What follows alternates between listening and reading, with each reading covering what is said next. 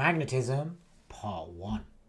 Now, magnets have an effect on things. Most people know magnets have a north pole and a south pole, and the average kid will tell me that, magnets stick to stuff. But why? What's actually there? And no, it's not magic. This is not Harry Potter's wand. The magnets have something around them that has an effect on things. Think of it in terms of like gravity, our planet. When I let go of this pencil, it falls. And everybody knows it's because of gravity. But gravity, again, is not magic. There is actually what we call a gravitational field. And a similar thing exists around magnets, which we call a magnetic field.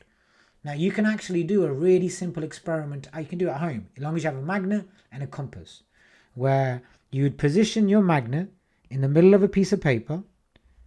So let's say north and south pole. And you'd put a compass, you need like a little one would be easier. You put a compass on one side, start with the north side. And what you'll notice is the arrow of the compass will point out of the north. You make a little point where that arrow is pointing out.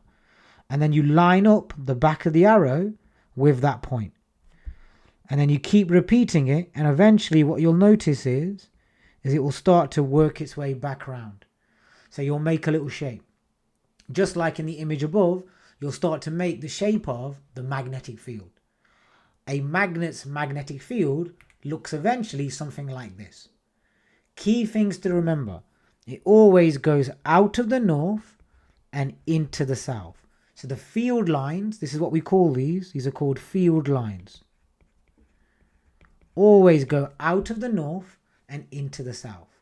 Another important point is the magnet is the strongest at places where the field lines are the closest together. So the poles of the magnet, so the north or the south, is where the magnetic field is the strongest. So this would be where the magnet is at its strongest. And if you carried on drawing lines, eventually you'd notice the lines would start to like spread out.